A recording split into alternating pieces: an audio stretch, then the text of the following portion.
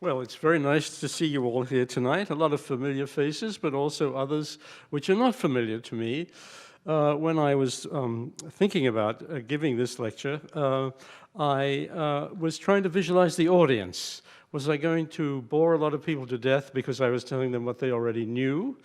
Or was I going to explain to other members of the audience what are the mysterious things that archaeologists in Egypt, what did they do in the past? What do they do now? Does archaeology have a future in Egypt? There are a lot of questions revolving around the situation there these days. So this is going to be a little bit of a melange as I try to keep both of you all in context.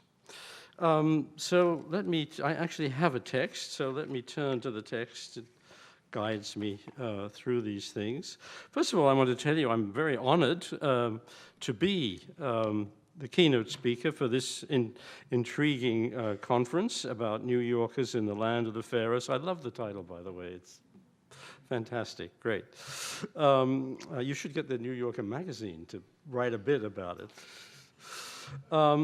And the most obvious way we think about the presence of ancient Egypt in New York, of course, is through the two wonderful Egyptian collections that Anne already mentioned at the Metropolitan Museum of Art and the Brooklyn Museum of Art.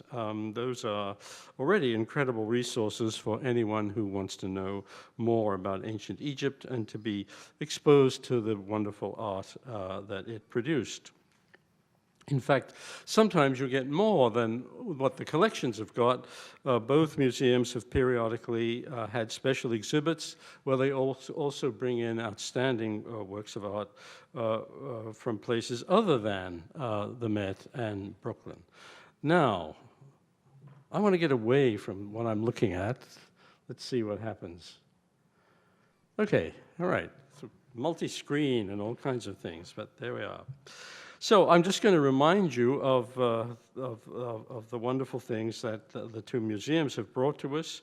Many of you probably remember this extraordinary bust of a Middle Kingdom ruler lent to the Metropolitan by the Nie Carlsberg Glyptotek of Copenhagen for the Metropolitan's recent exhibit of ancient Egypt transformed the Middle Kingdom. And one should note of this particular and very striking piece that actual or genuine portraits are rare in Egyptian art. But this is one that surely breaks away from the conventional and gives us a better sense of the personality, a real personality of a real individual. Now, certainly the Metropolitan and Brooklyn have rich collections of their own. And just to remind you of that, I'm showing you these three magnificent statues which are in the Brooklyn Museum. The person who's depicted, Metchechi, was a royal official of the Old Kingdom. Embellished with paint, these three images display the proficiency of the Egyptian sculptor in wood as much as in stone. The two flanking figures are, again, rather conventional in appearance, but the central figure has a searching quality, which is also suggestive of a genuine portrait. Now, these museum collections that I've used to start off my presentation tonight were not simply the product of gifts or purchases. Over the years, the Metropolitan in particular sent whole teams of archaeologists and supporting technical staff to excavate whole sites, which covered extended periods. And this is one such rather formidable-looking team in this 1925 photo taken of a Metropolitan team at Thebes in southern Egypt. This particular photo includes two of the museum's finest Egyptologists, Herbert Winlock and Albert Lithgow. I know that's Herbert Winlock, and I think that's, yes, thank you. Nice to try to get it right. The aim of these Metropolitan projects was to excavate relatively large sites in order to define particular periods in Egyptian history and culture and build up that image in the Metropolitan's collections.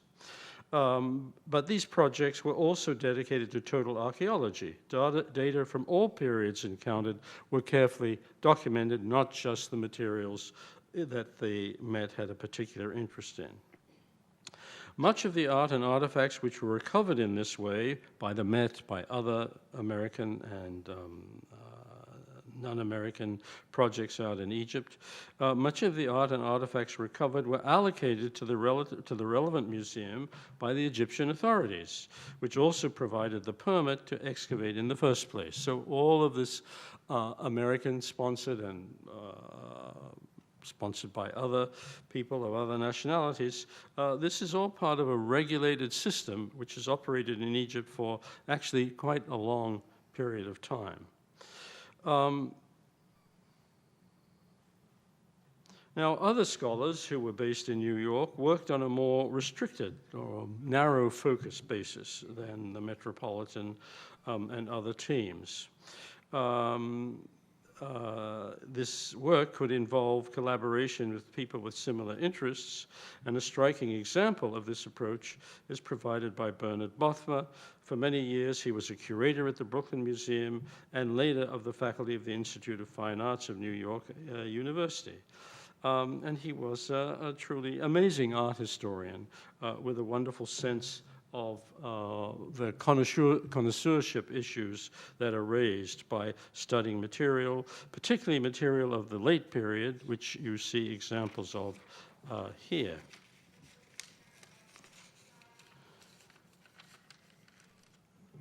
So these are well-known museum collections, but I think tonight and tomorrow some of you may be surprised at how widespread the study of Egyptian archaeology, and one should add actually of Coptic and Islamic art and archaeology, which is really part of the archaeology of Egypt as well, might be surprised how widespread this study is in the New York area.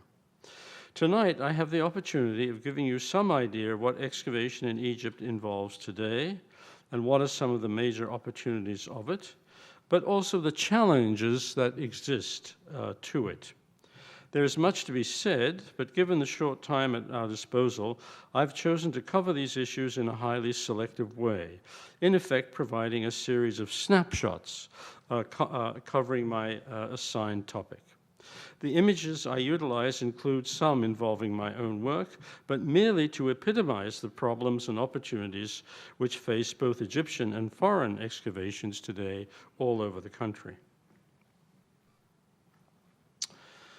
Now, at the same time, as scholars who study a remote civilization, we should remember that the present and the future are rooted in the past. You can't understand what's happening now or what will happen without looking back and thinking, how did we get to this particular point?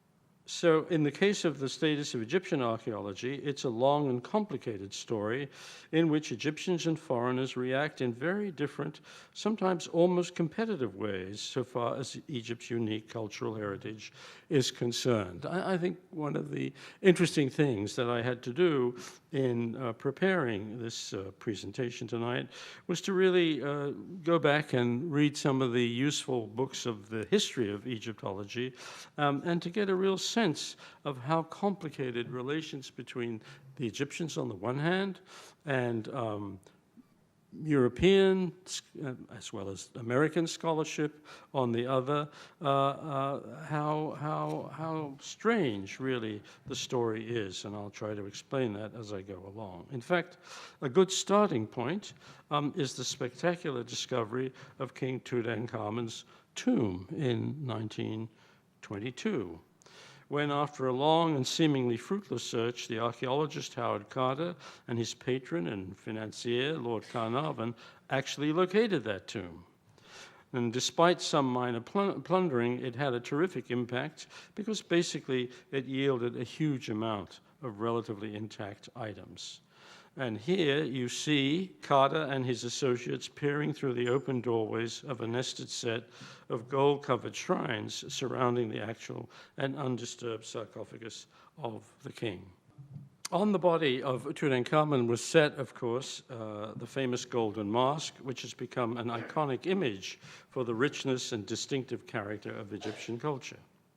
But the contemporary Egyptians of those days, in the 20s, when the tomb was attracting so much attention, extending over quite the long period it took to clear it thoroughly, during that time, contemporary Egypt seemed to feel itself was in a strange and difficult situation. The atmosphere generated by the discovery was highly charged and disturbing to Egyptian to the feelings of the Egyptians in several ways. We have to remember that at the time, although Egypt was a seemingly semi-independent kingdom, its political and economic life was dominated by Great Britain. If there was ever an example of a solid colonial situation, the status of Egypt during those times in the 19th and earlier 20th century illustrated very well. And the upper echelons of the Antiquities Organization and of Cairo's museums were held by foreign and especially French scholars. The Egyptian intelligentsia of the time resented this situation.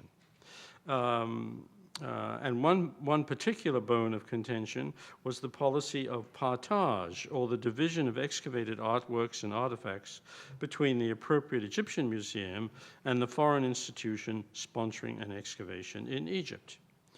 This policy was applied in a number of ways, but Carnarvon at least speculated that some of the Tutankhamun finds might end up in the British Museum. They would look very well in the upper galleries of that museum, he wrote down in his diary. Since he and Carter had already tactlessly upset the Antiquities Organization and kind of the Egyptians in general, those who read papers and followed these kind of things, this interest in the possible partage complicated things further. In the end, of course, all the Tutankhamun material was retained in Egypt, although some of it is allowed to tour abroad from time to time.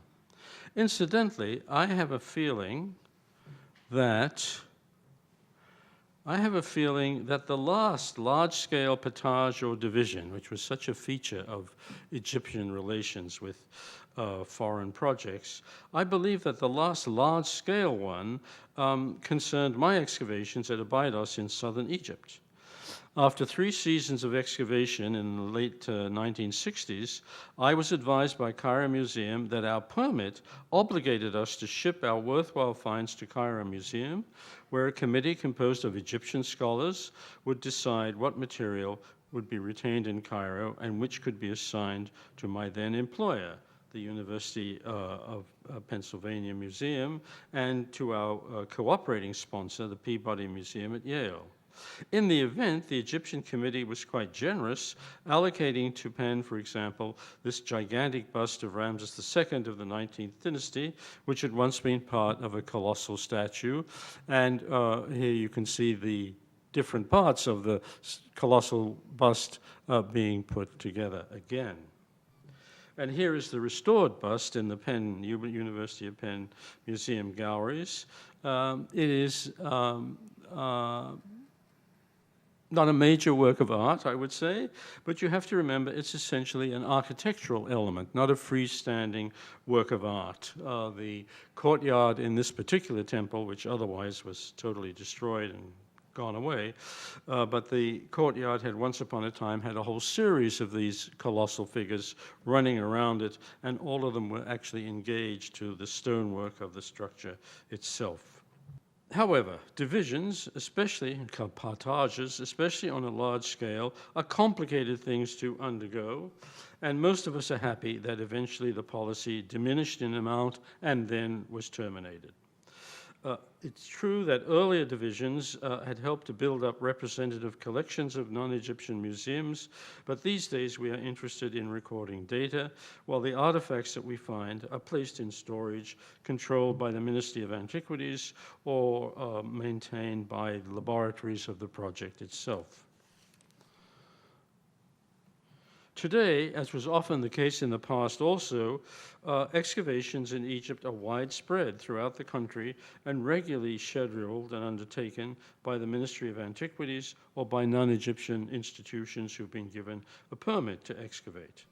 This generous policy of being rather strict about assessing the quality of a given non-Egyptian project, but the Egyptians' generosity in granting permits to excavate for a wide number of people and institutions means that every year there's a flow of new data coming out of Egypt. The archaeological scene is really quite active. And the scene you see here would in fact would have been familiar to early generations of archaeologists in Egypt. Desert edge sites, the one you see here, are still favorites for excavation, although the Egyptian alluvial plain is getting more attention than in the past. And in either context, such sites involve the supervisory participation of archaeologists and technicians put together by the sponsoring non-Egyptian institution, the advisory presence of inspectors assigned by the Ministry of Antiquities to ensure the project's obligations to the ministry are met. It also includes a core group of experienced Egyptian field workers and a larger group of local workers who, under supervision, remove the overburden of accumulated sand and debris. And you can see the wide spread of this kind of material that has to be carefully removed before, as it were, real excavation can begin. In the final analysis, however, as again in the past, the excavational process involves careful cleaning with brush, trowel, and other tools, giving in this case sharp definition to a burial and providing a basis for recording its context in detail. Now, archaeology in Egypt, as elsewhere in the world, also calls on new resources not available to earlier generations of field workers. These include new and more reliable mapping techniques, recourse to evidence derived from satellite imagery, a whole new range of analytical tools and conservation strategies for both artifacts and monuments, and perhaps most spectacularly of all, the practice of subsurface survey. This is a subsurface survey that has been carried out on part of an Egyptian site by Thomas Herbeck, who's a leading exponent of this technique so far as Egypt is concerned. And the results, delineating a mass of tomb chapels and other structures, might suggest widespread excavation followed. But in fact, most of these structures remain buried. There is no need to excavate them in order to see what they look like and how they might relate to each other in significant patterns of layout. Virtually all, not this big structure here, which was excavated in much earlier times, but all these other structures that you see distributed widely over the map were not revealed by excavation prior to the survey. The surveys showed that they existed and provided a map, basically, of them, and then projects can do selective excavation or move on to something else. Now, by now you have noted, I hope, and I'll tell you, just in case you haven't noted it, I'm kind of interweaving things that we do in Egypt today, circumstances that we have to meet with in Egypt today, with the same circumstances, but the kind of different results that existed in the past, so far as archaeology in Egypt is concerned. So one particular issue was the support provided to the Egyptian Antiquities Organization and to the museums which were housing the ever-growing examples of art and artifacts that were being produced in Egypt, and much of which was being retained there. Throughout the 19th and earlier 20th centuries, the Antiquities Service often had to struggle for resources adequate for the responsibilities assigned to it. As Donald Reed has shown in two excellent studies of the archaeology and museums in Egypt at this time, and I recommend you read both of them, actually. At this time, Egypt's royal rulers, such as the Khedive Tawfiq, whom you see here, were a wavering source of stability. They appreciated the depth of Egypt's cultural heritage.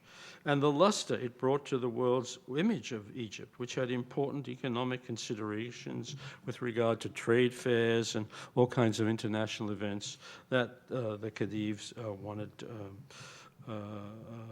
to see have an impact on bringing attention and resources to Egypt.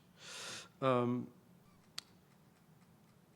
that royal support was variable. Sometimes you could count on it, and sometimes you couldn't.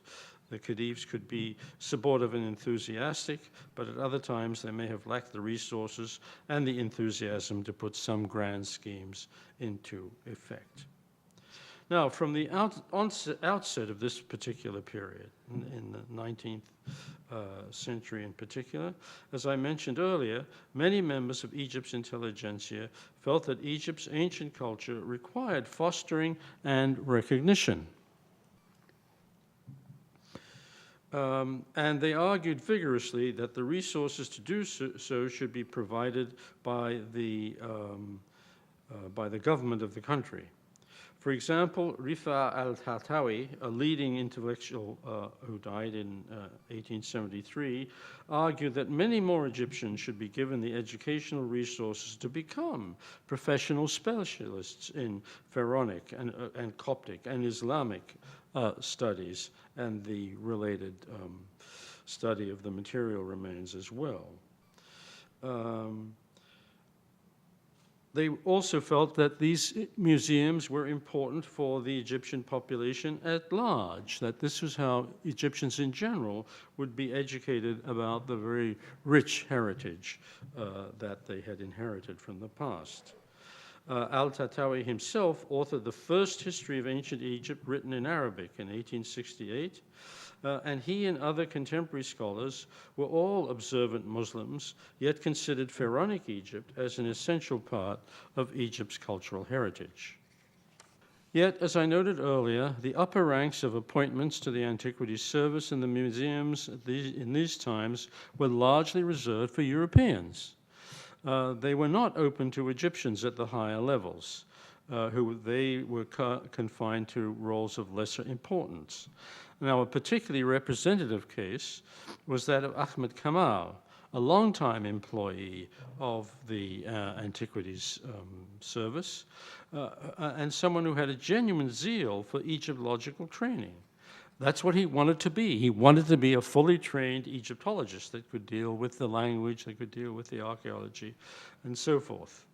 And he was, in fact, a longtime employee of the Antiquities organization, and they provided him with a significant degree of Egyptological training. But his years of service were not rewarded with appointments appropriate to his rank and experience. And that was an extreme case. Other Egyptians found it even more difficult to try to rise up in the ranks of the Antiquities organizations. Here in this strange photograph, Ahmed Kamal is posed next to the truly enormous coffin of a queen, Ahmose, from the early 18th dynasty. This, to me, very strange photograph certainly reflects his dedication to Egyptology, but subconsciously, at least, it reminds us of his frustrated career. Today and in recent times, of course, the situation is totally different in Egypt. As Egyptian independence grew, so did the opportunities to fully train Egyptians, both men and women, in Egyptological and later archaeologies, and to equip them to become curators or members of the Antiquities Service and what is today the Ministry of Antiquities. And we can see the generations emerging and mingling in this particular photo here that's recording a visit to a site in Thebes in the 1970s, a visit which involved Labib Habashi. Over here, as always, looking very amiable. And he was very amiable, a rather wonderful person. We could consider him to be representative of the older generation of Egyptologists, already fully trained and influential scholars at the time that this photo was taken. But you also see here members of the younger generation of fully trained Egyptian officials, exemplified here by I hope people will recognize him, the young Zahi Hawass. You remember Zahi Hawass, I'm sure. Well, this is what he looked like back in the early 70s. And of course, he eventually went on to become an exceptionally dynamic and productive head of the Supreme Council of Antiquities. Now, in general, relations between foreign-sponsored archaeology in Egypt and the various levels of the Antiquities Service are cordial and productive, especially as regards the many regional departments that cover all of Egypt. People complain about the Antiquities organization sometimes, and, oh, it has elaborate processes of receptions of applications for work and reviewing them through committees, and then setting up inspectors who will join the project in the field and so forth. And some people get rather impatient with it. But it's a system, and it's a perfectly feasible system. And I think the more successful Egyptologists always found is you go along with the system. If it takes a while, it takes a while. That becomes part of your planning for the season or the particular project. In any case, at the regional level, inspectors from these regional units are assigned to all of these projects, in general to ensure that the projects meet their obligations as regards their permits to excavate, but also to provide assistance and advice that can be an important resource as well. And we should not forget our specialist workmen, and above all, the foremen who kind of control a great deal of the flow of excavation that goes on. The gentleman in the center of this image that you see here is our current Rice, one of three that we've had over many years at Abydos, and they too play key roles in the success of any project. So projects are complicated things. It's not like many European excavations who actually base their work on students who come and participate and provide a lot of the labor and excavational activity. In Egypt, that's not possible. You can't do that. You can have students there. They can undertake excavational work, but they're considered trainees, and they are not in charge of the workmen. You, as the senior project director, and your Rice are in charge of the workers themselves. Now, in recent years, there have also been, apart from continuing excavation, there have been important developments as regards Egypt's museums. In more recent years especially, many provincial museums have been built or planned, again, kind of appealing to public interest in many, many parts of Egypt, although, of course, also appealing to tourists. Tourists love Egypt. They're staying away right now, but I'm sure they will be back in considerable numbers before long. The four most important museums are the Antiquities Museum, which you see here, and which was built in 1902, 1906, I'm not quite sure, and the Coptic and Islamic Museums, and all three of those are in Cairo, and the Greco-Roman Museum in Alexandria.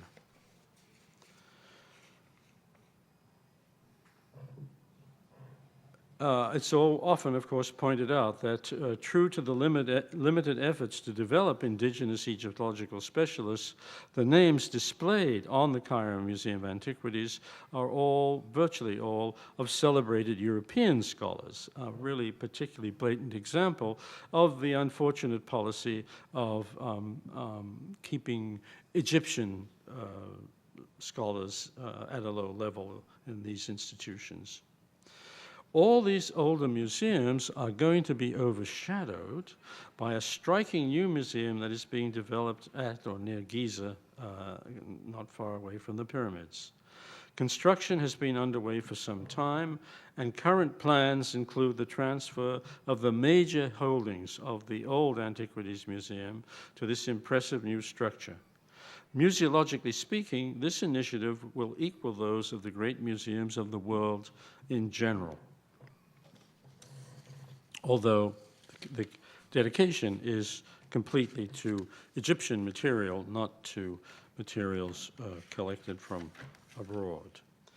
Now, I'd just like to finish up with some observations again about Egypt today and excavation in Egypt today. And I will start off that by this lively picture, this lively image of a group of enthusiastic European scholars apparently standing or dancing on one of the pyramids at Giza. I once tried to climb a Giza pyramid, the Great Pyramid, I think. Maybe it was Pharaohs in my young and reckless days. Nobody else was there, and nobody said, don't do that. So I climbed up block after block after block. And then after I'd been there, got up about a third of the way, I thought, I'm going to fall off. And so I carefully backed myself down the pyramid. I felt it was quite dangerous. But these gentlemen, as you see them here, quite excited about being where they are. This is actually a serious group of scholars. They represent the components of an expedition sponsored by, I think it was Kaiser Wilhelm IV, and sent out under the leadership of one of the leading German Egyptologists, Lepsius.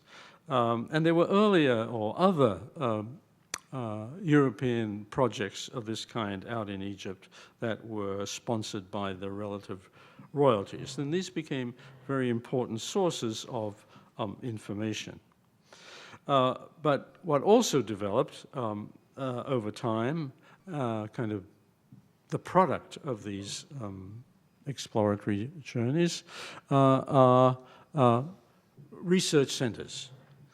And in Egypt, the German and French institutes are particularly well known, but there are now many representing a wide range of countries, permanent centers which are out in Egypt, and which foster research, sponsor museums, not sponsor museums, sponsor field projects, both documentary and excavational, and are very much a settled part of the intellectual aspects of Egypt today. America, the United States, joined this distinguished group relatively late. It's entitled the American Research Center in Egypt, but it has built up over the years really quite an impressive record with some rather special characteristics of its own. It certainly fosters fieldwork in Egypt, sponsored by American institutions. It's a kind of umbrella organizations that those American institutions which belong to it can get support and advice from the American Research Center. But the American Research Center has also built up a very impressive reputation in terms of conserving important examples of Egypt's cultural heritage. It has been very successful in getting financial support from USAID Egypt, dedicated to the conservation of monuments, and the products of this are really quite impressive. Over there you see a medieval Coptic church which is displaying all these wonderful Byzantine-style paintings. Well, before the American Research Center's work, you wouldn't have seen anything, because over the centuries, the paintings had become completely covered with black soot from the liturgical activity that kept on through the church, through all of its history. And most of the major Coptic monuments are still occupied, are still serving Coptic communities. And so this very successful conservation project here has been repeated in a wide number of ways by the American Research Center to an extent that I think makes it unusual amongst the centers active in Egypt. Now, I'd like to finish up by highlighting two issues which are very important in Egypt today as regards archaeology. That is the threats that we can see now that are offered to archaeological sites throughout the country, and not just field sites, but material that may be stored away in magazines and theoretically under the control of some responsible authority. There is a very great problem, which you have heard about, in the looting of sites, or the potential for looting sites. And this became particularly and painfully obvious in the recent breakdown in law and order in Egypt for a brief period. I've actually forgotten the year. Matt, what year was that? What? 2011. When control over the more unruly elements of the Egyptian population weakened considerably. And one product of that was bursts of looting that affected a number of sites or a number of storerooms and magazines. At Abydos, we experienced this, and in fact, at that image you see on the screen is of an ancient tomb, which has had fresh break-ins occurring to it in looting episodes that took place at Abydos, and affected actually quite a lot of the early archaeology there.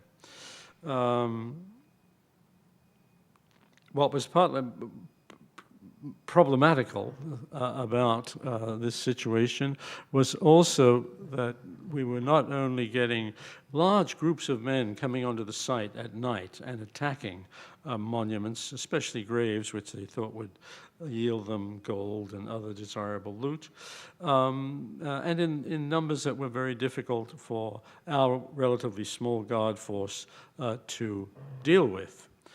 There were local police who could be appealed to, but at the time it was confusing, I guess, to the authorities as to how far the police should get involved of all of this, and they were not available for the first few days of this looting splurge. So our manager, Matt, now I've forgotten his name. Thank you. Ahmed Regeb, who's been with us for many years, kind of looks after the house and the personnel, and it has been yet another, like the foreman of the Workmen, another tremendously important resource in the success of our project. Ahmed is a very smart guy. He thought about how he might deal with this, and since the police no longer came onto the site in their armored car. They had an armored car called the Tank, but they weren't turning up. He constructed his own armored car.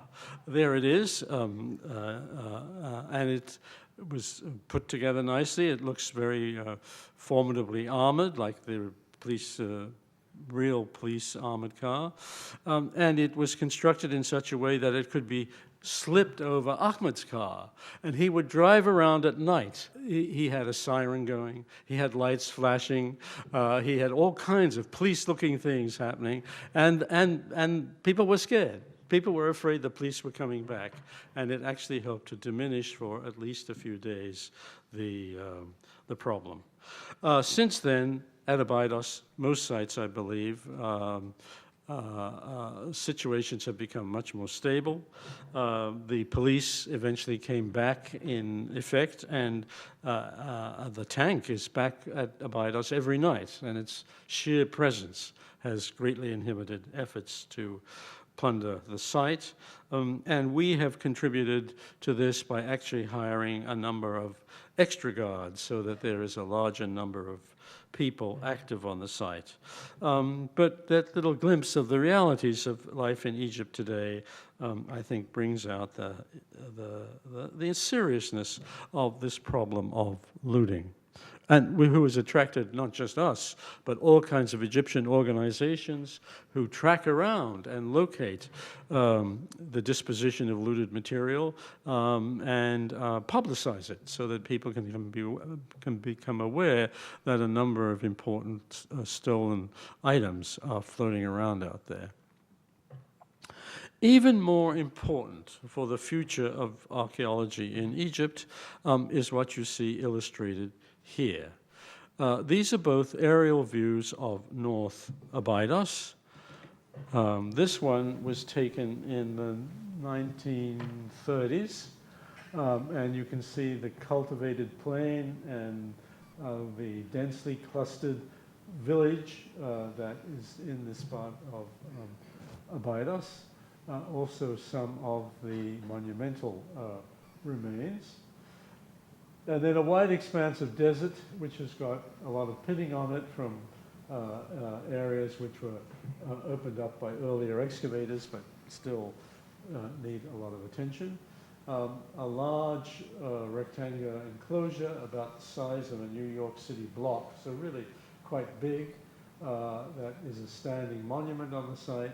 And then yet further important graves, actually the graves of Egypt's first dynasty kings, out here in the desert and linked by a desert valley that was probably used for ritual processions.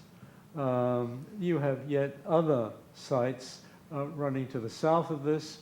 You can again see excavational piles of debris marking early excavations at these sites, which are also found down here and even beyond it.